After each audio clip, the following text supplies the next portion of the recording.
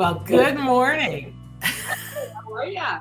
I'm very excited. That's the first time I've ever seen that actually play, and that was very exciting to me. Adorable. This is a new segment that we're doing here on the Autism Network. I'm Shannon Penrod. Mhm. And I'm Moira Giammatteo. So I'm so thrilled that we're able to do this because I'm a huge fan of yours from way back when, Moira, and we're going to talk a little bit about who you are and what you do and why I've been a huge fan of yours for so long. But back when it was Oscar time, you and I kind of got together and came up with this idea that we'd like to do an Oscar show together. And I don't know about you, I had such a good time. It was like my favorite thing that month. It was a highlight for me as well. I had so much fun, and we could have gone on for hours. We absolutely could have. And so we just sort of made the grown-up pants girls decision and enough of you wrote in and said I really enjoyed that the context of it, because both of us, I'm calling myself a pony now, Moira. I don't know if you identify this way, but the words that I use now, I'm a pony, I'm a parent of a neurodiverse individual. Uh so Oh, but how do you identify yourself? oh wow! I guess I wear a lot of hats. But yeah, parent, advocate for families. I mean, not professional, just passionate. Um, and movie lover, all content lover. I love all the content. There we go. And so we just, we found that it was interesting our point of view on films and television. It's not just movies, because a lot of what we're going to be talking about today is television stuff, as Mhm. it were. But we thought it would be fun to bring the context that we come from in our lives to talk about these things. And we often agree, but very often, I would say just as often, we don't agree. We don't necessarily love the same things. I'm learning that a little bit about what you like through this process. So we'll talk more about that in a second. I do have to do a little bit of housekeeping and let people know that we are recording this show on the night before. So, but we are live right now on Thursday morning, and you guys are watching it. It's premiering right now for the first time, and I'm watching in the chat, so I'm available to talk to you. And we'll make that available to Moira if she's available to do that when she can, but no obligation, Moira. So tell them a little bit about what you do and maybe how I came to meet you. Right. Well, all things always come back to TACA, the Autism Community in Action. What is an organization I've been involved with for, I guess now it's coming up, it's 22 years, and volunteering and then working for. And that's parents supporting parents, parents giving information on things that you really need to learn, because there's such a learning curve with when your child gets the diagnosis. There's so many things that can be done, but it's so individual to the child that you as the parent need to learn your child and then learn all these resources and try to figure out how to navigate them. And so that's how we met, I believe, through, Yeah, I feel like we met in the virtual world first, like an email list or something. very um, likely. yeah, Yeah. because that was back in the day before youngsters, before Facebook and Instagram. We were on these Yahoo groups, and that's how a lot of us met and learned about things. Everybody was trying this, try that. Oh, this is your legal rights. I mean, those things were really important because I did not understand the IEP process until I talked to other parents. And There we go. Well, and I didn't understand anything until I talked to other parents, but I was really dragging my feet late to the party biomedically. And I was already hosting a radio show about autism and not I always say that I wasn't doing anything biomedically, although I was hard in on the diet, you right. know. But I always didn't count that as biomedical. I don't know why in my head that wasn't biomedical, but it is. But I wasn't counting it. Whenever I would ask questions about supplements or methyl B12 shots or whatever it was I was thinking about doing, I would always have all these long questions, and everyone would always say, you gotta go to TACA, and they would say that I either needed to talk to Lisa Ackerman or to you. Oh, And then we ended up, when I started doing Autism Live, we ended up having you and your husband, I think, on as guests, because you were doing these amazing seminars mhm. about how to, you know, run autism like a business through Mhm. your marriage and stay together, which I got to tell you, we're celebrating 20 years together this year. And I think you get a little bit of credit, if not a lot of credit for that, you and Oh, your husband. So, thanks. Yeah, we just hated hearing about the difficulties that people were struggling with because I'm like, no, no, you've got this common goal that you're working towards, and I think the hard part is how people deal with you know, it is it's a change of expectations. So you have this expectation when you have a kid, and then it's all kind of a clean slate now, and you don't know what the expectations are, and they vary because autism is a spectrum. So that I think is the hardest thing to navigate as a couple because you're dealing with your own emotions. So, and we're not really experts, except that I always say I just picked the right guy. I mean, I lucked out, but but it's, and I feel like I picked the right guy too, but it's still some work.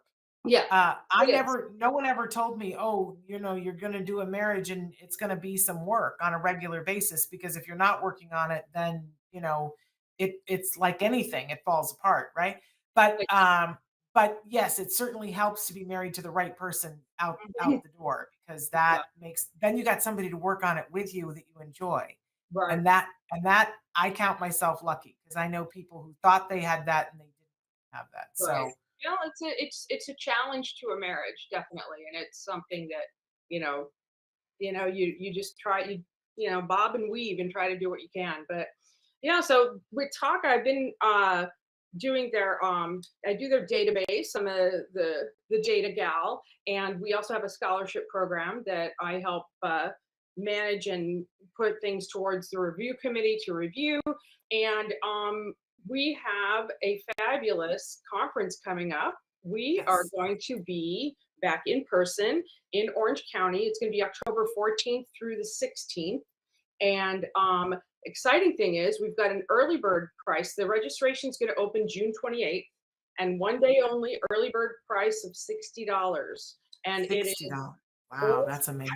yeah, and they're all covering all sorts of things. We've got everything from you've been newly diagnosed and you need to learn everything in a beginner's level to my kid is turning 22 and I need to figure out what to do now that the school bus is going to stop coming.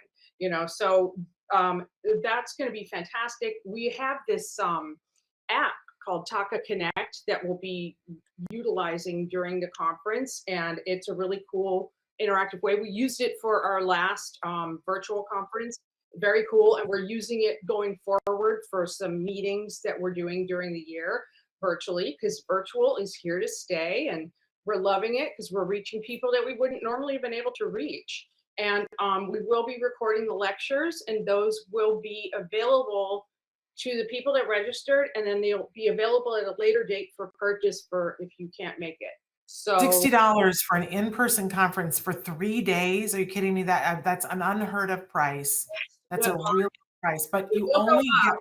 Yeah, yeah, one it'll day. go up, but for 1 day, if you Mhm. pre-order, it's $60. So Yeah, that's pretty amazing, Moira. yeah. And so that date again is the 29th? 28th. The 28th of 28th. June. Yeah, we're launching the registration on the 28th of June. And it's going to be a neat idea. We're going to have these take action sessions with parent panels so that you can learn a couple of sessions and then go to a take action session and maybe get strategy. We want you to walk away with a plan, of what your next steps are. So it's fabulous. We Absolutely. got and information's up on the website, and stay tuned. It'll be super fun. Super, super fun. And for those of you who don't know, if you're like, "Oh, I don't really know where that is," it's Disneyland adjacent. Yep, Costa So Mesa. Yeah, the Hilton in Costa Mesa. Mhm. you, absolutely could come out and be at the conference and then stick around for a day or come a day early and go to Disneyland. It's that close, Mhm. which is a wonderful, wonderful time. But I can't stress enough, we're all sort of seeing, you pick and you choose what you go to in terms of big events now. But when you go to events, there is something that happens where you just feel connected again, and there's no better place to break if you've been in isolation and are only going one place. I highly recommend that you go to a TACA conference. Yeah. I always say it recharges you. It's like plugging in, your batteries get recharged, and then you can go again. Yep. Gives you so much inspiration. It's So exactly. It really, that's exactly a great way to describe it. It completely inspires and recharges you to move forward again. Because I think so need that. absolutely, we all need that. What's the website that they need to go to? I Um, think we actually have the long one here that maybe yeah, Traven has and can put website, up. it has a pull down, and it's just the talkanow.org. That's our website, and all the information is up there. And we'll hopefully be posting the schedule soon, because I know that's another thing people like to see. But you'll be able to see the topics that we're definitely going to be covering, and that can at least help you decide if it's something you're interested in. And there will be scholarships for registration available. So if it's too much, I get it, because we've got, you got to have the accommodation if you don't live close by and all that kind of stuff. We do have scholarships available for registration, so don't be shy. Okay. All right. But if you can afford the $60, pay the $60 on the 28th, which is, I believe, a Tuesday. Mhm. And we'll try to remember to tell you guys when that date pops up to do that. Okay. So that's every time that we meet with Moira, we're going to make sure that we share with you any TACA business, any news that's anything that's vital and important. But then we're going to sort of switch gears and we're going to talk about things that we're watching, film and TV. And hopefully, every time we do this, we're going to pick one thing that we both have watched that Mhm. you can get the feel of how we both felt about it. So, if memory serves, for this month, the agreed upon thing that we would both watch was Stranger Things season part one of season four. This is not yet what we're watching, but we're close. But we did watch this. Yeah. I can't wait to hear from you because I know in just what you were talking about that you were excited to see that you've had at least partially a different experience than me. So what did you think, Moira? I did ultimately enjoy it. I felt like, boy, you could see they got a bigger budget, for sure. And that was all on the screen. It was a lot more violent than I thought it would be. It was a little bit creepy. The things that would happen to people, I was like, oh, and I'm usually not that squeamish. Um, I felt like the separating the group was necessary, but it was also one of the challenges, because I think there were people I was more interested in being in Hawkins than I was anywhere else. I was really liking that group of kids and them pulling together. And of course, Steve and Robin are my favorites. I just love them. And I felt like the group of Mike and Will and Jonathan seemed to be a little bit slower on the uptake of what they were doing. And I don't know, maybe it was a contact high from Argyle the pizza guy, I don't know. But that one seemed a little bit slower. And I felt like everything 11 had to go through was tough, but also maybe a little repetitive. And I was kind of like, speed this up. But boy, those last two episodes, roller coaster. Ooh, yeah. Roller coaster. And I am thrilled with the popularity of Kate Bush running up that hill. She's one of my faves. I remember her from SNL back in the 70s. So I was like, yay, Kate Bush. And she's been rediscovered by a whole new generation. And I love that. Let me think, what else? Some people were a little bit cardboard cutout people, like the mean girl in 11's high school, and then the jock that was going to get everybody to get a pitchfork kind of to go after the creepy guy. But I felt like it was a good sort of foreshadowing of that satanic panic of the 90s, where anybody wearing dark clothing was a troubled kid that's probably worshiping the devil. So I kind of like the cultural references, as I mean, they're spot on with that. And it reminded me of Stephen King and the slasher movies, some of the Freddy and Jason, kind of stuff. But I did not know they had split the season into two parts. So I was a little bit crushed that I was like, it's not done, so, because I wanted to see what happened, but it left us on an amazing cliffhanger. So now, Oh, yeah. yeah. So how about you? I know you were a huge fan. Yeah, I love Stranger Things, and I wasn't as much in love with season 2 or 3. I loved season 1. I gotta say I loved season 4 for all the wrong reasons. Just gonna admit that, but I did. I loved all of it. I too did not know that it was a part 1 and part 2 thing. Mhm. So my son, we always watch as a family, and my son is sort of metering for us. He's like, there's this many episodes, we have this much left. And we'll sit there and we'll go, is it a 2 episode night or is it 1 episode night where we're trying to figure out? And those last 2 episodes were extra episodes. One of them was really almost 2 hours long. Almost 2 Eh, hours, yeah. yeah, Mhm. and we weren't necessarily prepared for that. At a certain point, we were like, "It's bedtime." And then we, like, stopped to see where we were, and we're like, "Wait a second, what's happening here?" And then it was, "Well, this is it. So we're not gonna stop now. This is the end of the season. We've gotta make it to the end." And we got about 10 minutes out, and I went, "This doesn't feel like we're gonna get to a Right, they're finishing not gonna be point." able to wrap it up. Yeah, mhm. Yeah, and then when they were like when it was over, we were like, "That's it? We have to wait," and because it was so late at night, we turned it off to go to bed, and the next morning, a friend said, "No, no, no, no, there's a part 2 in July." I thought we were waiting 2 years again, and I was just fatoutsed, right? Um, but knowing that I only had to wait till July, I really wanna slap everyone in the entertainment industry who thinks this part 1 and part 2 of a season thing is helping anyone. It's just annoying is what it Mhm, is. mhm. And I don't know what kind of evil mind control they're trying to take of all of us who like to binge things, but enough already. Right. It's really a big turnoff. So I'm going to say that. But I enjoyed the season. I thought it was much gorier than we thought. I don't want to give any spoiler alerts, but there was something that happened fairly early on that we had a ginormous argument in our family because I said no. Nope, that is not no. And everybody was I was even arguing. I was like, "You saw it wrong," whatever. And anyway, things Mhm. get revealed. I don't want to give too much away, but as always, I was right.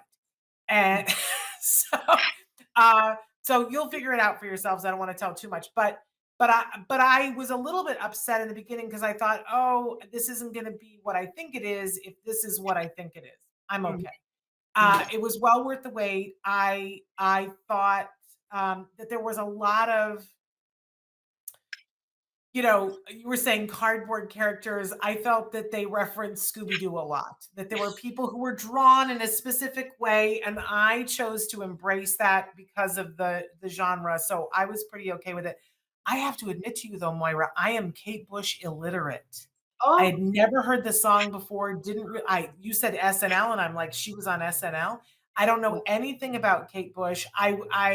Like I understand that it's a big thing now and her song is number 1. I didn't know any of that, but I did love, love, love, love, love, as always, some of the messages that are embedded in this wonky Scooby-Doo thing about, when you're feeling something and especially for teens, but for everyone, that it's okay to talk about it and that there are people there, even mm. when you think there aren't, that you can talk about things. I super love how friends show up for friends on this show, and I love what we're for the older teens that are watching it, love that message. I would not show season 4 to somebody that was not an older teen, and I would be concerned if it's somebody who has a problem with watching violence and gore, because there's some violence and gore, especially in light of some of the things that have been happening in the world. Yeah, They play a disclaimer before the first episode and say, "Hey, this was filmed and conceived before, but in light of recent events, this might be triggering." And I found it to be very much so triggering me, an adult. right. So I have a friend who said the exact same thing, and it was disturbing imagery, but I just didn't make that connection. I don't know if I missed the warning. I For some reason my mind didn't go there, but I thought, ooh, this is gonna be a little bit more yeah, bloody, than we've seen before. And I graphically, agree with you, not for a youngster. yeah. Yeah. Yeah, if you've got kiddos who are disturbed, even if they're older kiddos, if they're disturbed by that, I would say give this one a pass. Hmm. But if you are capable of it, if your kids are capable of it, I have to say I really grooved on it. I found recently that my attention span is like 3 less than celery, and I don't know why. I don't know whether it's where I am in life or my age or hormonally or coming out of being in isolation and there's too many things going on. But I'm finding that there are some programs that just do not grab me, but this did. Yeah. This absolutely grabbed me. So wonderful. So there you've got it. Season 4 of Stranger Things. So now it is time, Moira, for a new segment that we're doing. And we're going to start with you for this. And we're going to ask you the pivotal question: what are you watching? There it is. There we go. All right. Well, I actually just finished Under the Banner of Heaven, which was I did not realize it was actually based on a real true crime. I you probably tell from some of the things I've posted before. I'm a true crime person. I'm interested in it. I've watched a lot of documentaries, of Dateline, all that kind of stuff, but I was not familiar with this story. It was Andrew Garfield was perfectly cast because it's basically he's plays a it takes place in the 80s and he plays a detective and he's in Utah and he's Mormon and there is a gruesome murder that happens and as he's investigating this case he's sort of questioning his faith and the whole thing was very much showing and I don't know a lot about the Mormon faith and I actually just read an article where there are some Mormon folk that are not very happy with some of the depictions so I respect that but what I saw was extreme beliefs and sincere beliefs and everything in between and that was kind of the thing I thought was interesting about it to watch him be such a kind and gentle and loving father and husband and son and and the faith that he has with this church really sustains him but then there's a point where he's really questioning and it I found it powerful and it's if you're into true crime it's it kind of goes off the rails a little bit with the extremism but I think that's to me they were just showing look how crazy these people are or this group of people that was not good people so that was okay but then we also the other thing on the other side of the spectrum was Hacks which I don't know if you watched that that's on HBO Max I think I saw um, season 1, but I haven't seen season 2, so I'm dying to hear what you say. fabulous. I love Jean Smart can do no wrong. She is incredible. The young gal, Hannah, oh, I've forgotten her last name, the gal that plays opposite Oh, her. I can't think either, but Fabulous. she's great. Yeah, she is amazing. Oh yeah, yeah, you can see her there. And she the two of them together have such a great relationship and it's prickly. It's not like warm and fuzzy. It's prickly and and I love watching how they work through the comedy to get to the good punchline. And that process was so great. And sometimes when they write about comedians, they're not very funny. When you see it, you're like, oh, like I don't know. I love Tom Hanks, but punchline was not funny. The actual uh, comedy bits, but this is, and so that was really enjoyable. So yeah, I highly recommend that. And then of course you see the Shining Girls, which like Elizabeth Moss, I'll watch her read the phone book. I mean, she is just incredible, and it's a weird series. It takes you a little while to figure out what's going on, and I never knew Jamie Bell could be so threatening. He's like he's creepy, but it's very and you have to pay attention, but it rewards you for paying attention. And I like a show like that. And then absolute delight was Our Flag Means Death.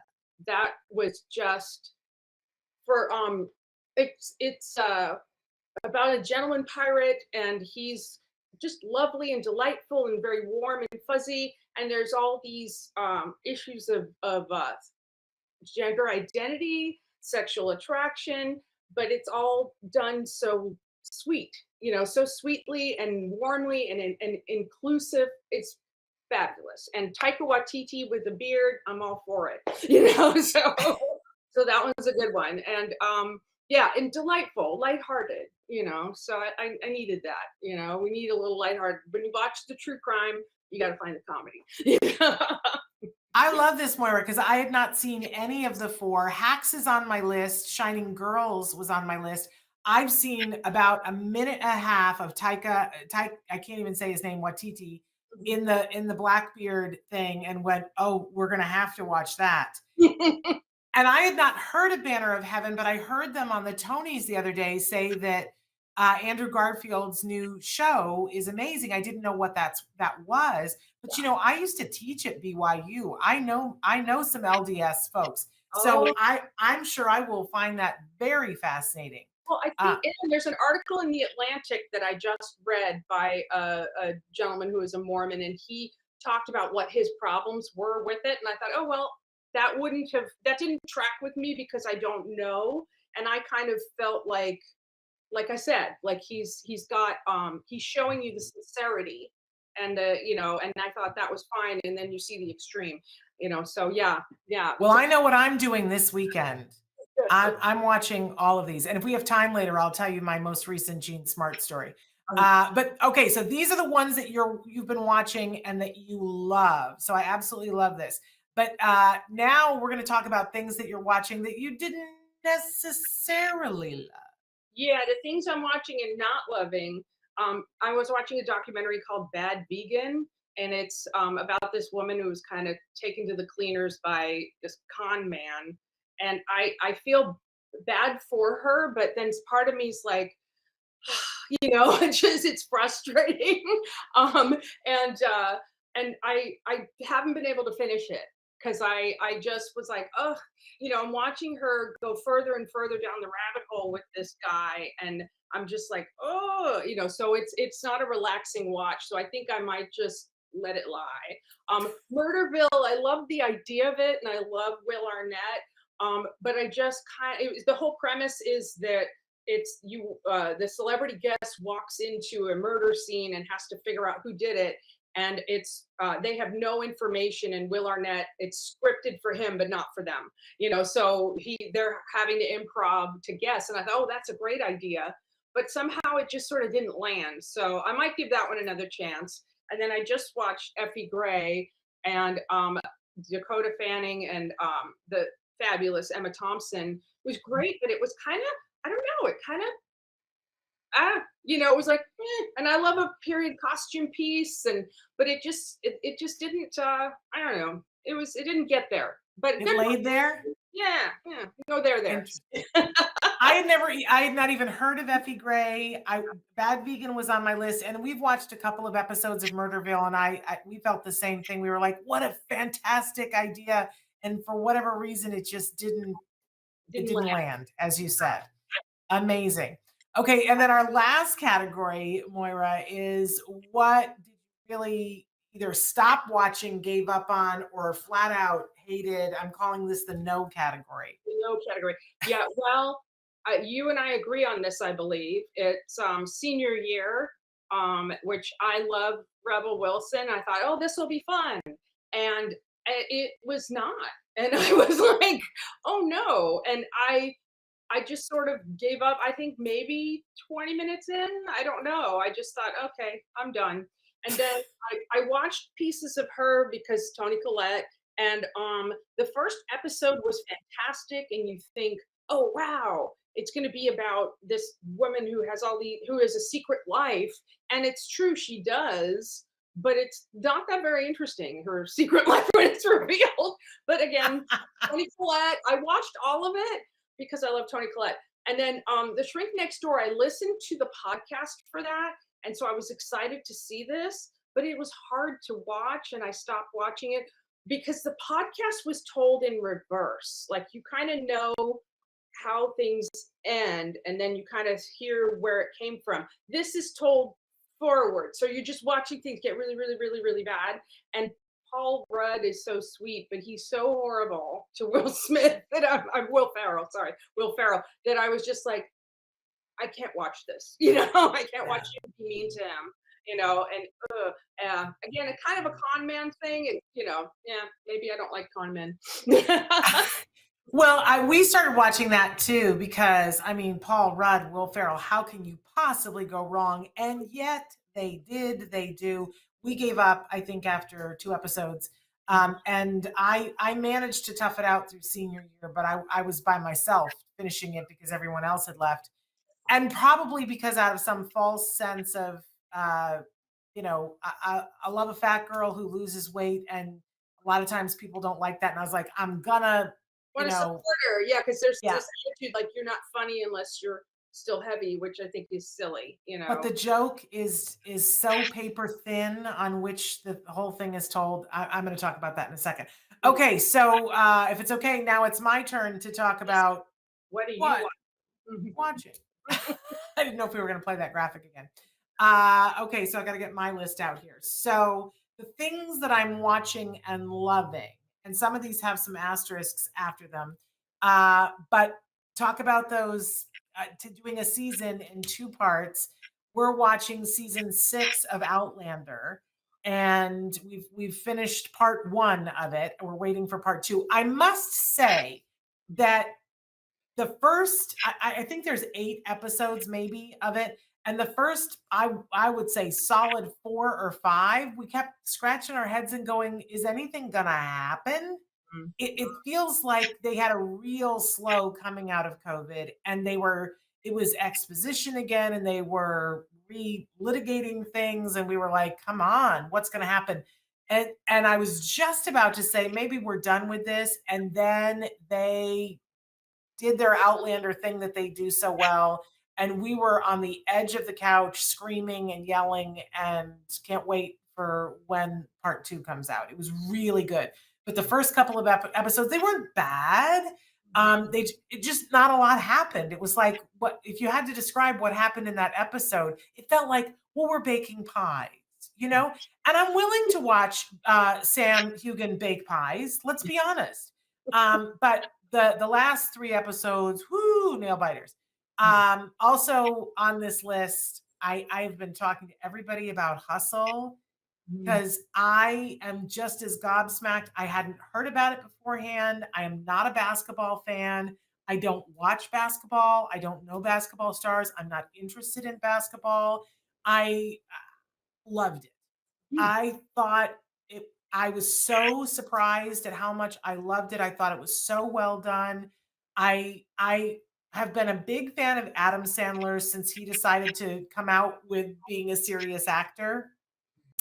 And he has time and time again and shown that he's a thinking man's actor. You mentioned Tom Hanks before. I love Tom Hanks. I'm going to say this and people are going to go, "What, Shannon?" But I really think that Adam Sandler is in the same category. Somebody that you can trust and that's going to deliver and that it's thought provoking and he's not going to take you on a manipulative thing just to do whatever. It's good storytelling. And he produced this film with LeBron James. And unbeknownst to me, I didn't know this till after the movie was over. Half the people in it are real NBA stars. So if you like basketball, I think you would get a supercharge from that. But I just loved the storytelling. I loved the characters. I'm going to say that I didn't necessarily feel that the women characters had enough time or somebody painting them with anything other than that cardboard brush you were talking about earlier. Mhm. Still, and normally I'm real fussy about that. I still loved it. It was good storytelling. I think it's a great, great film. I encourage people to watch it. Also on my list of things that I loved that I've already talked about here on the show, I loved Love on the Spectrum, the US version. I could watch that till the cows come home and never get tired of it. We are done watching part 1 of the final season of Better Call Saul. I stand by the fact that I've said this before. I think it's the best show ever on television. And I am like so mad that they're making us wait till July to see part 2, but it's just so good. It's so well done. I think it's some of the best writing, some of the best scripting. I never wanted to watch Breaking Bad. I vowed I was never going to watch it because of the content. And then I got talked into it during the pandemic and then we went right into Better Call Saul. I think it's just so much better than Breaking Bad and they are not disappointing in this final season. My head's going to pop when they finally get to the end. And Mhm. then you can't really tell, but the picture in the middle is my fave, David Letterman. If you have not watched his most recent season of My Next Guest Needs No Introduction with David Letterman, I'm just urging everybody to stop what you're doing and go watch it. There are so many amazing guests that are in it, but his episode, and it's well worth it to watch every single one of them. But his episode with Will Smith, Mm. which was filmed entirely before the Oscars, and yet you watch it and you think this is a thesis on how the Oscars, the incident happened. Happened. It like, honestly, it was the therapy that I needed to understand why it happened because I love Will Smith so much, and Mhm. I was so devastated by seeing what I saw and thinking, "This is not the person that I know," and yet David Letterman takes you there on a journey with him. I think it's what our nation needs. I think David Letterman is what we all need. So I'm urging everybody, if nothing else, go and watch that episode. I think it's life-changing.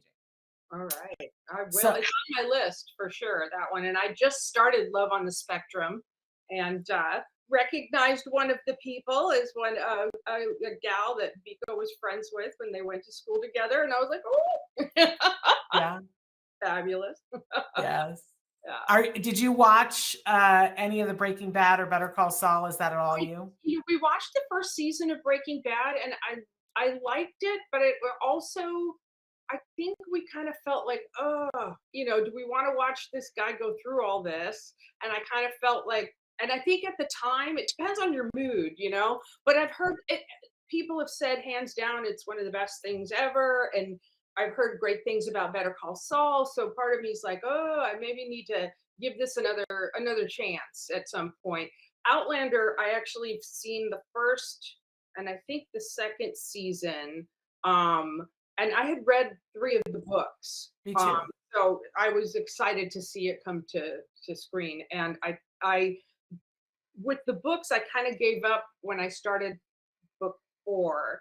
I gave up. So I can see where when you're saying it's a little slow. I don't know where they are in telling the story, but yeah, sometimes it seems like a long of time. And also, I don't know. I love them together. They have great chemistry, so I don't mind watching them, interact. And but yeah, and it's I think the later books got a little bit slow, and I think she finally wrapped it up, the series. I'm not sure, but yeah, and I'm David. not sure either. But I'd given up on the books largely because they were, I mean, they were doorstops. They were 1,200, 1,300 pages. Uh-huh. And, I got a life and I couldn't manage reading her books and having my life, you know? So like, it was a lot. But, yeah, I didn't start watching Outlander now, the series until the pandemic too, because who had that kind of time? But I'm hooked Right. now. So, No, yeah, uh, no, it's a different. anyway, Okay, and so had you heard of Hustle? I had not. I got to admit, I'm not a big Adam Sandler fan, but I have liked him when he has done just straight up acting. So I agree with you. I think he's a talented guy. I just think sometimes I don't know, his comedies are just not my cup of tea. So I think I haven't really taken a chance. So maybe I need to take a chance Yeah, I on can't watch Waterboy. I can't watch any of that. yeah. But this Adam Sandler I'll take every day of the week and twice on Sunday. There you go. Okay, moving on to the things that I'm watching that I don't necessarily love, although I'm continuing to watch. On the list here was senior year because I made it through it. Although I found myself doing other things while I was watching it, so I don't know that that even counts. Hmm. But I don't know if you're at all watching The Boys. Ooh, it's season 3 of The Boys, and I gotta tell you, while there is some stuff that's just so funny and so witty in it, it's like a group of people sat down and said, "How horribly, obnoxiously wrong, graphic, violent, ridiculousness, like, how far could we push the envelope to see how offensive could we possibly be?" And Hmm. I think it's very aptly named The Boys because it's very much that, sophomoric humor kind of thing. We sort of enjoyed the first 2 seasons. I'm watching the 3rd season. I don't know if I'm gonna make it through it. It is so over the top violent Mm, that it becomes funny, and I'm not really somebody who likes to laugh at violence. mm, But it is like, don't take your children anywhere near it. This is right. as graphic and horrible and Oh, and the sexual humor in it, it is just as wrong as it can be. If you like wrong, check it out. And but Traven says, but the plot is amazing, and there's some really amazing writing, which is why I've hung into season three, Right. Traven. Yeah, we had Uh, started watching that, and I think we got through season 1, and I don't know, we lost momentum, and sometimes it's hard to go back, so yeah, I think that tells me something too, yeah. but I Oh, did it's like it, and I love Carl Urban. I love him, so. yeah. Well, they upped the ante in season three, and believe me, there are things that you can't unsee after seeing it. So watch yourself on that. And then the last one, and I'm really going to tick some people off here that I didn't I we watched all of it and I enjoyed it, but I didn't love it. Mm. Was Pachinko. And Mm. we had people who were telling us that it was the most amazing thing ever. Now, I think cinematography wise, yes, it's stunningly beautiful, and I think it's got a really important message. But one of my big gripes, and we'll talk about this with the next category, is this time jump thing that everybody wants to do now. Ever since This Is Us, everybody wants to time jump and show you something instead of telling a story in a linear way. It's a choice, but everybody's all about it right now, and they're not kind. They don't give you something. There's not a lower third that tells you or or this is who these people are in relation to them. So we spent most of the series going, wait a second, is that her in 1984 or is that somebody else? I needed a flow chart. I found it very it was like they made it hard for us to access it. It ticked me off. And Yeah. that will make people genuinely angry, but that was me. Yeah, I have Uh not seen that. Yeah, that was not on my list, but I will have to Everybody's talking about check it. it out. Everybody's talking about it. And then moving on to the category of things that I either stopped watching or that I full on hated, my no category. That I'm really gonna lose some friends here. But the most recent one that I've been talking about is Interceptor. What a giant steaming pile of poo this movie is. It's and it's so bad that it's not even remarkably bad. It's just Mm, bad. It's mm. just like if you're gonna, I love to be told a story. Tell me a story anytime, and I'll go with you. I'll forgive you all kinds of sins if you just tell me a story and if I can follow the story, right? No, not this one. And they told the story. I mean, they time jumped a couple of times, but it was just bad. The dialogue was bad. It was poorly written. It was poorly directed. There were all kinds of things that it was like, really? Do you really expect that we're going to believe that? It was just, and at one point, my son was like, this is just unrelentingly bad. Ugh, How did they get a budget to do this? And then, of course, we realized that the leading lady is married to the actor that plays Thor and that's how they got it produced, and they've already got a deal for a sequel, and I'm like, "Don't bother." It yes. was just bad. So that was Interceptor, it's on Netflix right now. I've only watched the first episode of Lincoln Lawyer, and I was at a thing the other night, and everybody was like, "Isn't it the best thing ever? Isn't it the most aren't you at the edge of your seat?" And I said, "Eh." I couldn't I gave up after the first episode, and they were like, "Shannon." So I might have to go back and take another look at it, but I was so frustrated because at the end of the episode, I was like, who is who? I know he was married 3 times, but I don't know who this person is. I couldn't figure out the relationships. We were in the past, we were in the future, I just want to go, just tell me what I need to know and don't make it so hard for me. So that's how I felt about Lincoln Lawyer. Mm. And then Severance was the Mac Daddy of offenses in terms of this, because not only do I have to keep time jumps, but I have to keep track of, are you the real you or are you the worker bee you? And after 2 episodes, maybe 3 episodes, I went, thank you, I'm out. Aw. And I know people who loved it, but I I was loved like, loved it. I loved it. Yeah, I did. I loved it. I did not see Interceptor, and my mother-in-law loves Lincoln Lawyer, so I might give that a try. But Severance, I liked. It was high concept. It honestly a little derivative because it was a little bit Eternal Sunshine of the Spotless Mind, and but I I I was there for it. But yeah, I could see where it could leave some folks cold. It's odd. It's an odd show. I just couldn't find Like there's that show on right now that I really, really liked about it's called Ordinary Joe, and it's Oh, yes. about Uh-huh. We watched three that. Yes. three different timelines. And so it's this guy who we're seeing that at different points in his life he made choices and what those choices led to. And Mhm. it's a little bit of a task to keep track of, okay, wait a second. Where are we in this timeline and who is who in this Oh, it is timeline and so on and so color forth. coded, though. It is color coded if you pay attention. Exactly. That's what I was just going to say. They help you out that one of them, it's always red in the background, one it's blue in the background, and one it's green in the background, so that you can kind of keep track and go, right, this is the timeline where this happens. Okay. But I literally have to stop for a second and go, wait a second. Why Mhm. can't they? Oh, right, because she's married to so and so in this one.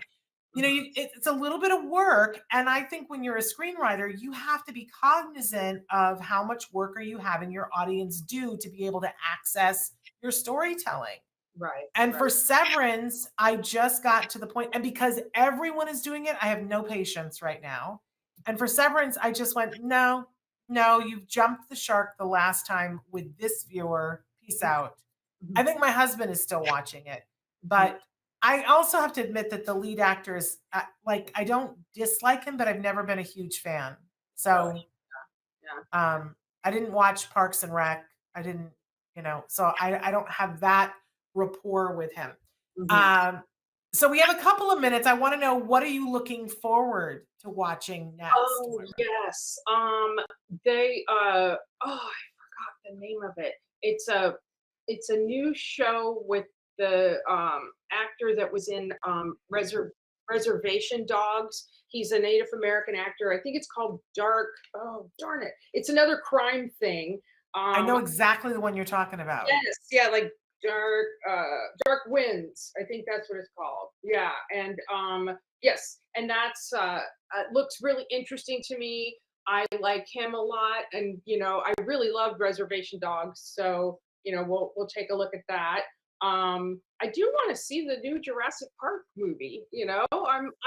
I'm a fan of the franchise, and it is something that we all enjoy as a family, and it's hard sometimes to find something that everybody enjoys. How about you? What are you looking forward to? Well, you know what we actually ended up watching last night, so I didn't have it on the list, but it had been on my list for the longest time. I wanted to see Everything Everywhere all at the same time. How was that? Well, it was a lot. Let me just tell you this. Like we were gonna go see it in the movie theater last week, and two things happened. Every once in a while, I have some Meniere's, and so I get like dizzy spells. Oh, And I was having a dizzy spell on the day of, and my husband said we absolutely can't see that movie because from what everybody has said that it like has the ability to make you car sick.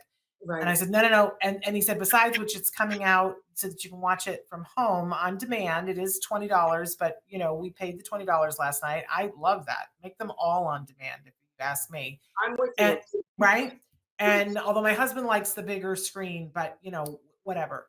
I liked being able to control and pause and get up and go to the bathroom and discuss and so on and so forth. So, which is cheating, I know. But anyway, it was a lot. And I think it's a brilliant movie. I think it's the kind of movie that is going to change the playscape again. And I was saying to my son, he just took an appreciation of film class in his freshman year of college, and I said, "You wait 2 years; they're going to be showing that movie as part of that." Mm, Um, in the same way that Eternal Sunshine of the Spotless Mind was something that he had to watch, but this goes a place that I've never seen a film go, and I said, "Man, it's so creative. It just it moves so fast that it's the kind of the movie that probably you need to watch 3 or 4 times before you even begin to get the level. It's sort of like Eternal Sunshine of the Spotless Mind meets, what's the movie? I just had it in my head. It starts with an I where they oh, have to like Inception. Inception. Yep. Yeah, Mhm. it's like you took those 2 movies together and they had a baby with people who write comedy. Right. Um, I love it. so there's some really amazing stuff. Jamie Lee Curtis is absolutely the funniest thing I've ever seen in the history of mankind. And if she doesn't get nominated for an Oscar, something is horribly, horribly wrong. Mhm. But the woman, and of course, it's terrible that I cannot think what her name is, who plays the lead role. Michelle Yeoh, I love Oh, fabulous. she, I think I can't imagine that somebody's going to do better than her for Best Actress. Well, funnily enough, that was written for Jackie Chan, and, I he could believe that. passed on it, and I'm so glad because I think it's nice to see, a female, I Oh, mean, I don't she looks like she's doing a lot of action stuff, she certainly has the ability because she yeah. came from that background, and, I just love her, so, that's on my list, that's absolutely yeah, I'd forgotten about that, and the googly eyes, I wanna figure out what's that Oh all my gosh. There are so many things, sort of like, for the boys where I said they just kept trying to one up themselves. And I really do feel like there's a group of men sitting around writing the boys going, okay, what could we do that is the most offensive thing? What could we do that would be the most shocking? I really feel like that's what th're going for. Whereas I feel like it's the complete and polar opposite Hmm, with everything everywhere all at the same time, where they were writing it and going, we are not going to hold ourselves to any boundaries. mhm, Everything is fair game. If we want to take a sharp left turn here, we're going to, and we don't care if the mhm. audience goes with us or not. So it's absolutely brilliant. But I will say it was too much for me. Oh, It okay. was too Overwhelming. much for me. I would like, what it felt like? It felt like a fever dream. And you know how in a fever dream where stuff happens and none of it makes sense, but while you're in the dream, it sort of makes sense. And then you wake up and you're like, can't Mhm. quite get it. Why was it that this was happening? And man, I was having to work overtime to try to stay with it. And I think I'm probably just too tired right now. Mm. And so I struggled to the point where I'm just going to freely admit this. I fell asleep because I was not because I was bored, Oh, you're but just because overwhelmed. my brain was working so far overtime to stay with it. And Yep. listen, I love a movie that's going to challenge you. This movie kicked my tuchus. But I think it's worthwhile. I think, and I keep doing this, and once you see it, that will be hilarious to you. I've seen some shots on social media. Jamie Lee Curtis has been adorable in terms of being a cheerleader for this film, and she keeps posting funny pictures of herself with the. Yes, yeah, the hot dog hands. yeah, I gotta see that. It is absolutely brilliant. I just can't think of another word for it, and it's absolutely worth watching. It's totally worth the $20 to rent it. I'm sure that on the big screen, it's that much better. But if I was overwhelmed watching it on our, TV, I don't think I could have made it. I probably would have gotten way too car sick in person. Mm, So there is that. But so I highly, highly recommend that. But there's a long list of things. We started a playlist because there are so many things that we're watching, and there were a couple of things that I didn't include on the list. But right now we're watching Gaslit. oh, yeah, yeah. That's the one with Julia Roberts, right? Yes, Oh, Julia Roberts and Sean Penn, and Sean, both of them are fabulous. And I mm, am not the big, I don't dislike her, but I'm not like a Julia Roberts groupie at mhm, all. She's so good in this. mm. She's so really good in this. But Sean Penn is unrecognizable in the best possible way. Like you really believe that he is this guy. And of course, I can't remember the names of all the characters because I was young enough during Watergate that it's a memory, but it's not solidified for me. Right. Yeah. Same here. I'm like, I should watch this to find out what happened because I don't really remember.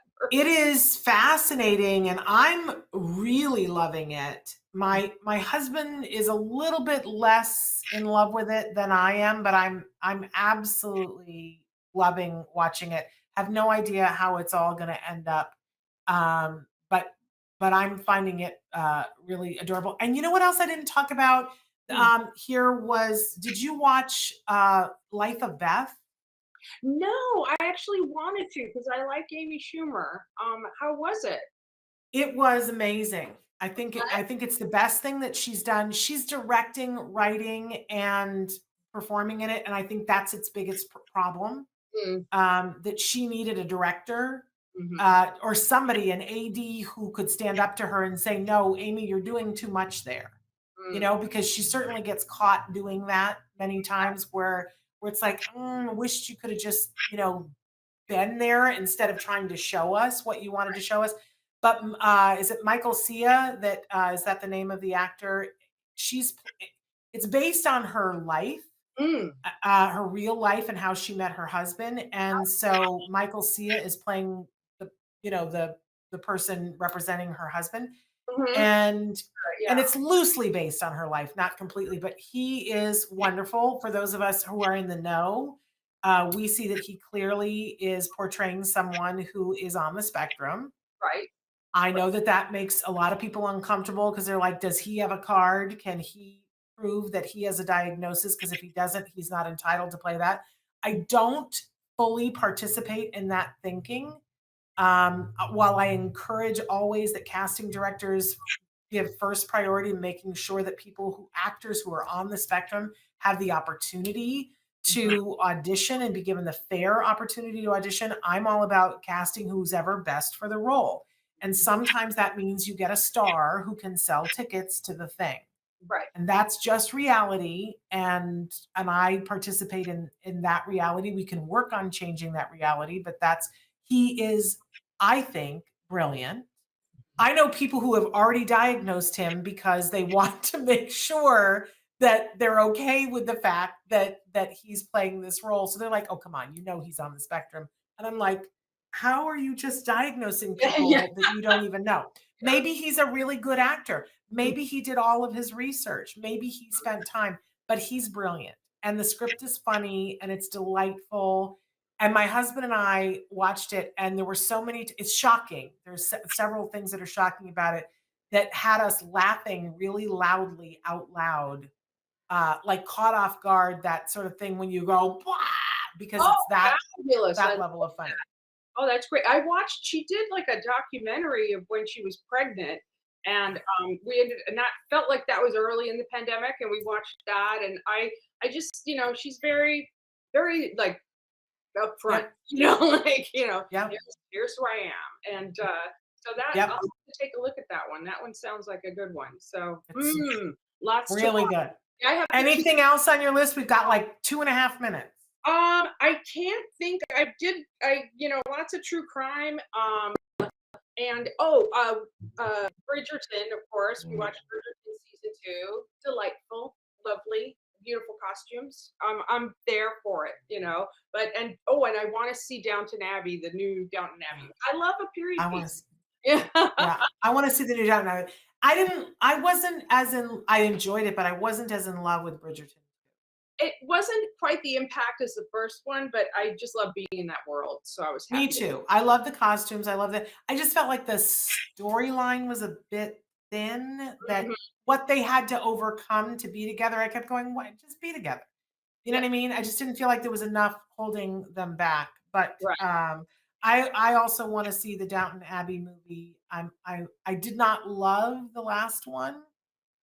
Yeah, it was a little thin is a good word. I think it was a little thin, the previous one, but again, I think sometimes when things make so much money, they kind of can't not do another one. And that and Hacks has been so well received, and I feel like where season 2 ends, it could end, and I would be happy. But Okay. I have a feeling they're going to go to season 3 because it's been so well received. So Okay, we yeah, got about 45 seconds. I'm gonna really quickly tell you my Gene Smart story. yes. So we really recently, obviously, Ed Asner passed away, and we love Ed, and we were very lucky and felt very grateful to be invited to come to a memorial that SAG was having for him at the Skirball here in Los Angeles, and it was gonna, very small group of people outdoors, invitation only, and somehow we got invited, our family. And we had the whole talk. I'm driving in the car with my husband and my son, and I said there will be lots of celebrities there. This is a very solemn event. You will not be approaching any of them. You will not be talking to them. You will not Mhm. act like a geek. We're going to behave like real people and let people have their grief and be there. And this is not press the flesh kind of a thing. No conversations with celebrities. And I said, and I understand because I feel very strongly that Jean Smart will be there and I will not be going up to Jean Smart and talking to her. So I need for you guys to not, for my son, don't go up to Clancy Brown. You can't be talking to him. Mm. And to my husband, you can't go up to Mike Farrell or Jackson Brown and, have a conversation with them, keep it together. We arrive at the event and you have to show, this was a couple of months ago, you have to show your vaccination card and your driver's license. So I'm showing it to the security guard who is all business. She's Mhm. not letting anybody through. And there's somebody that she was like, step to the side to this woman. And she was like, I'll deal with you in a minute, but step to the side. And the woman was like, are you really not going to let me in? I have my vaccination card, but I don't have my ID with me. And she's like, I can't prove who you are. I, of course, am standing next to this woman. I turn, and of course, it's Jean Smart. So I'm like, oh, I'm going to break all the rules here. But I turned to the security guard and I was like, no, I can vouch for her. I know who she is. And so does everyone else in this building. Everyone in this building knows exactly who that woman is. I Mhm. guarantee you, I know who she is. And the security guard says to me, I don't care if everyone, and I said, no, really, seriously, everyone knows who this woman is. And I turned to her and I said, I'm really sorry. And she's like, no, thank you. I appreciate the help. And the woman, the security guard was not going to let her in. But she was like, she said to me, I could go in. And I turned to Jean Smart and I said, don't worry, stand right there. I'm going to go get somebody. They're going to let you in. Don't panic. And she was like, no, thank you. I really appreciate it. And I ran and I got people. And by that point, they had already let her in. But then Jean Smart came up to me later on and she said, I really want to thank you for trying to help me. And my husband was like, what happened to the not talking to These Jean are the Smart? rules. And I was like, I cannot help it if I am called into service. I cannot. But anyway, yes, I love, and I've talked with Jean before. Before her husband passed away, I had an opportunity to both huge autism supporters, by the way, and her husband, who was a great actor, great character actor, who just passed away like a year and a half ago while she was doing Hacks Right. season one. Mhm. I can't even imagine. And she's having this renaissance in her career, but it's got to be bittersweet because they had been married. They were one of those Hollywood couples that had been married forever. Ever. Yeah, she mentioned him in her Golden Globe acceptance, I recall, and I just thought, oh man, how? Because she Yeah. said it had only been a few months or so, like Yeah. 6 months. At that point, can I be honest? I didn't know that he had passed. I was a fan of his before I was a fan of hers. Mm. And because he was on the show Sisters that I loved, loved, loved. Oh, And she was on Designing Women, which I wasn't watching at that time. I didn't know how brilliant it was until years after it was off the air. But and so when she won, which we were so happy and excited for, and she got up and I said, "Where's Richard? Where's Richard? Why aren't they showing Richard?" And then when she said, "Oh," I was devastated for her yeah. because it was one of those Richard, marriages. yeah, land. I'm just Oh, get his name out. brilliant. Wow. Brilliant, brilliant, brilliant guy. And if you look him up on IMDb, then you'll go, "Oh, I watched him on Oh, this this and I guy. watched him on that." Yeah, I know exactly who he is. And Mhm. and I was a big fan of his, but and he was a big fan of hers. He was one of those husbands that you could just tell when they were together that he adored the ground she walked on and that it Oh. was mutual. So anyway, that's my Gene Smart story. And now we've gone long. Who's going to get the hook? All right. Moira, this has been so enjoyable. Can we come back and do this again in July? I am. I'm game if you are. I'm going to start watching some stuff right now. All right. Well, and obviously we can't get through everything, but I think it's fun, and hopefully you guys enjoyed hearing us talk about all. Because now I have new things to watch because I can watch what Moira loved. Yeah. So I'm going to go do that this weekend. Yeah. So, and don't forget to go check out the TACA website, tacanow.org, and you can click on the conference tab to find out about that, but click on all the tabs. Go down the rabbit hole, see all the things that there are to see.